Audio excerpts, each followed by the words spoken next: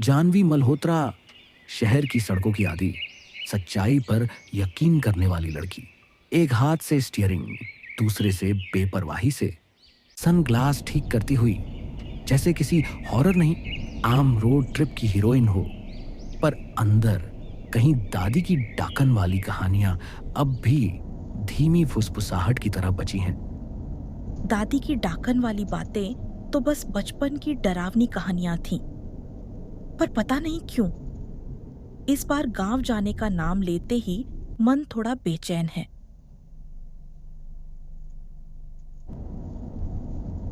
कभी कभी खामोशी में भी शोर छिपे होते हैं। वो चुप हैं, बहुत चुप, जैसे हर शब्द, हर सांस में कोई अनकही दास्तान ठहरी हो। जानवी, गांव में कुछ चीजें जैसी लगती हैं वैसी नहीं होती।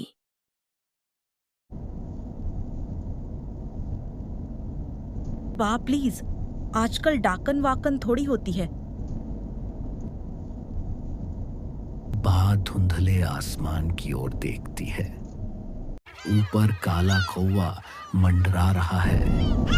नजरें जैसे सिर्फ उन्हीं पर गड़ी हो। जहां वो जाती हैं वो भी वहीं होता है, जैसे किसी गहरे राज का साया पीछे चल पड़ा हो। मुझे नहीं पता क्यों, पर किसी अनदेखे खतरे का एहसास हो रहा है। गांव के वो पुराने रास्ते, दोनों ओर पीपल और नीम के पेड़ खड़े हैं, जैसे सब कुछ देख रहे हों।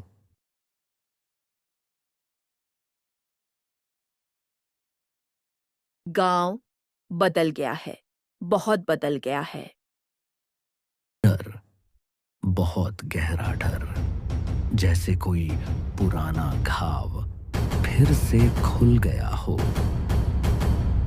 इतना सन्नाटा क्यों है?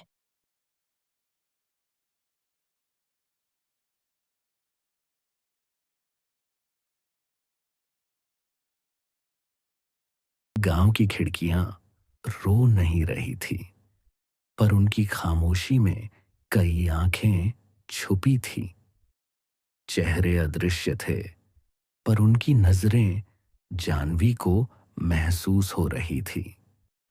आखिरकार तू आ ही गई।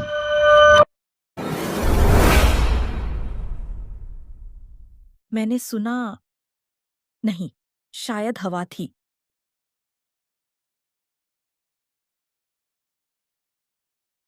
जल्दी घर चल।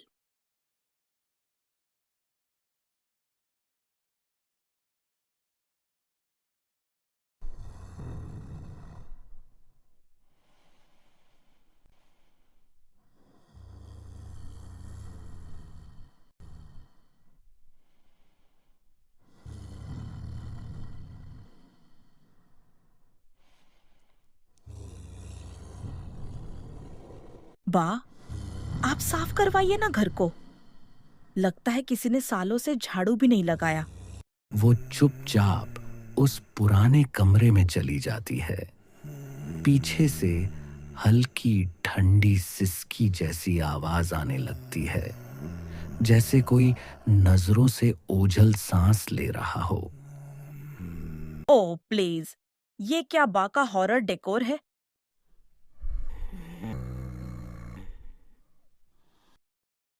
जाओ आंधी।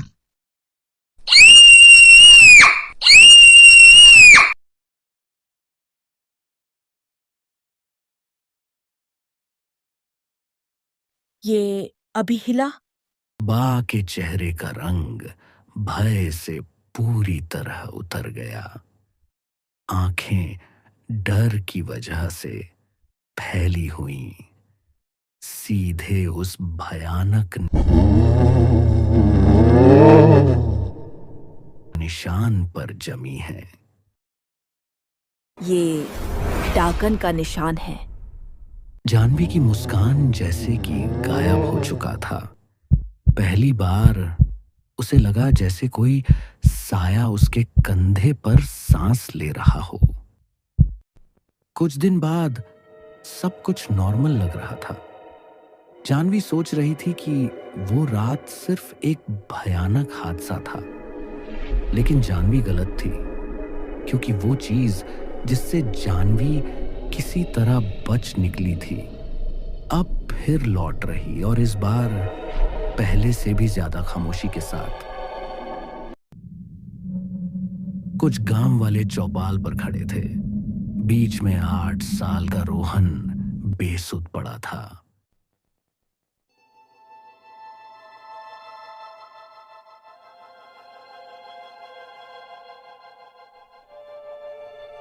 बुखार बहुत तेज है, लेकिन धड़कन सामान्य तेज है।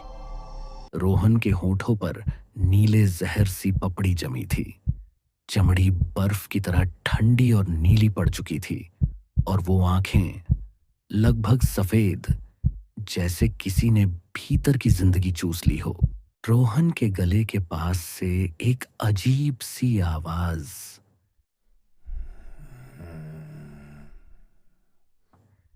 जैसे डाकन की सांसें।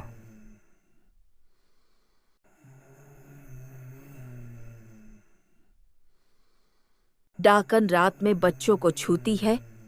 पहले गला सूख जाता है, फिर इतना बोलकर बा चुप हो जाती है, और चौपाल में जैसे सन्नाटा सा छा जाता है, जैसे कि वहां कोई मौजूद हो।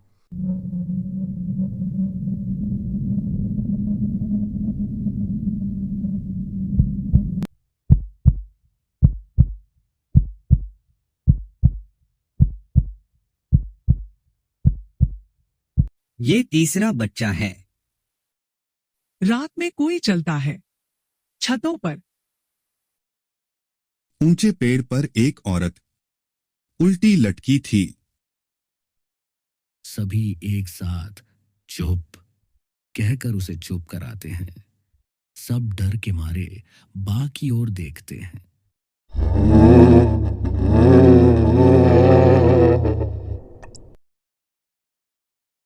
जानवी लैपटॉप पर बच्चे की रिपोर्ट बना रही होती है।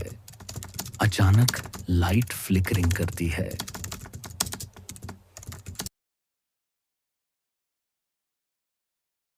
ये गांव में बिजली इतनी खराब है क्या?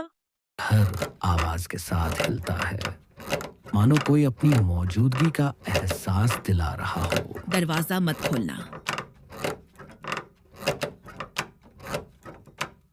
खिड़की की झिड़ी से बाहर एक पेड़ की टहनी नहीं, जैसे कोई हाथ धीमे से हिल रहा हो। वही अजीब सी आवाज जो रोहन के गले से आ रही थी। जानवी धीरे धीरे खिड़की के पास जाती है।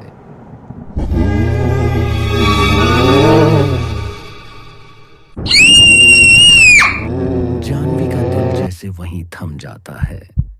अगले ही पल वो कांपते हुए पीछे गिरती है। आंखों में बस वही उल्टा चेहरा रह जाता है।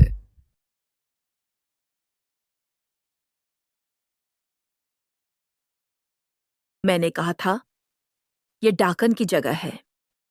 निशान के अंदर जैसे कोई चीज हिल रही हो, जैसे कोई सांस ले रहा हो।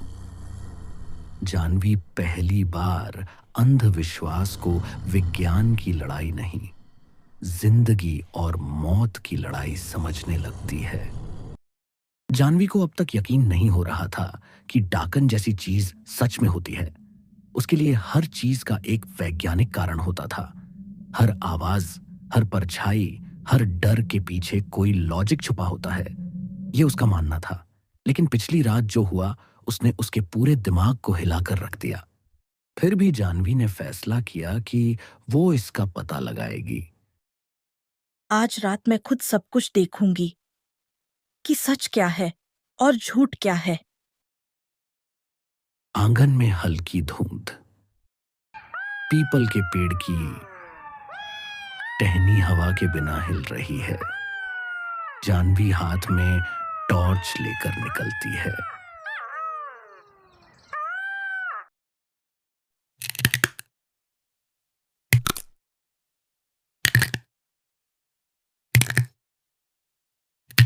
लेकिन अब ये आवाज किसी मानव के हड्डी टूटने जैसी लग रही है। टॉर्च की रोशनी जहां पड़ती है उसी जगह चीजें दिखाई देती हैं।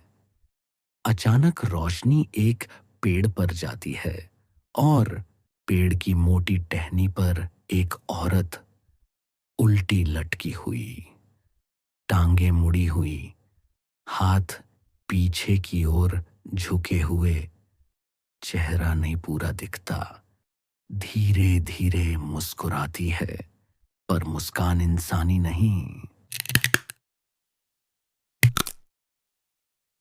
जैसे हड्डियां गलत दिशा में मुड़ रही हों। जानवी की टॉर्च झटके से बुझ जाती है।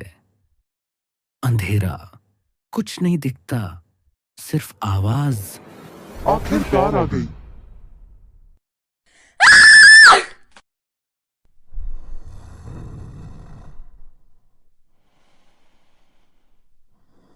जानवी दरवाजा पटक कर अंदर आती है।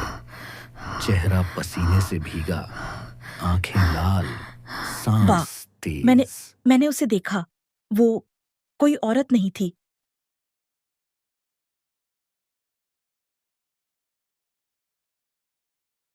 अब तुझे यकीन आया कौन हमारा पीछा कर रही है। कुछ घर दरवाजों से बंद नहीं होते, कुछ घर गलतियों से बने होते हैं। और उस रात जानवी समझ चुकी थी, वो किसी डाकन के पीछे नहीं आई थी, वो अपने खून के पीछे आई थी। वाह, वो बाहर नहीं है ना? बाहर होती तो सांसों की आवाज आती, बट अब वो घर के अंदर है।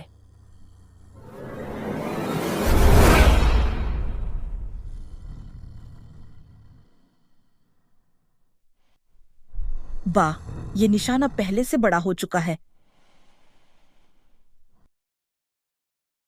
निशान दीवार पर नहीं बढ़ता जानवी, निशान हमारे अंदर बढ़ता है।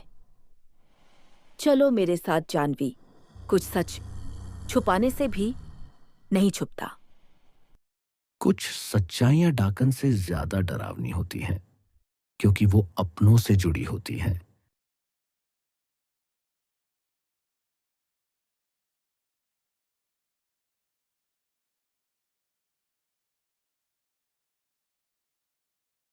ये किसकी राख है? बा मेरी बेटी की। क्या? यह सुनकर जानवी की पैरों तले जमीन खिसक गई हो। उसे ऐसा लगा कि उसके अपने ही उसे मारने की साजिश कर रहे हो। उस रात जब गांव ने उसे जलाया तो मैंने देखा था, और मैंने उसे बचाने की कोशिश भी नहीं की। वो डाकन कोई अजनबी नहीं, बाकी अपनी बेटी थी, और अब वो लौट आई थी गांव की हर पीढ़ी का अंत करने। जानवी, जानवी, ये हमारे दिमाग में है। माँ, जानवी, नहीं, ये हमारे दिमाग में नहीं है। बा समझ जाती है और जानवी को कमरे में ले जाती है।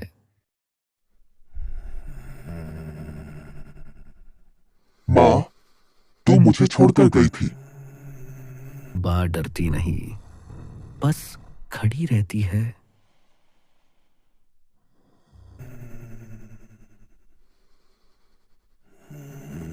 ये घर मेरा दंड है।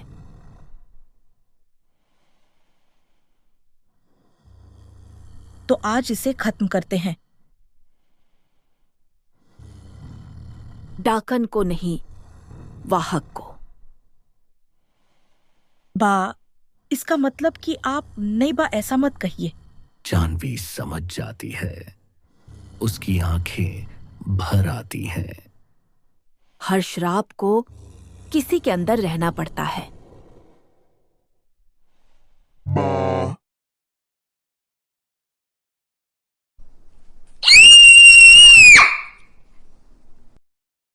दीवार का निशान धीरे धीरे गायब हो रहा है। घर शांत है, बहुत शांत। कुछ कहानियां खत्म नहीं होती, बस किरदार बदलती हैं। जानवी दीवार की ओर देखती है। वहां अब एक नया निशान है, 3 उंगलियों का। लेकिन इस बार निशान बाहर की तरफ से नहीं, अंदर की तरफ बना है।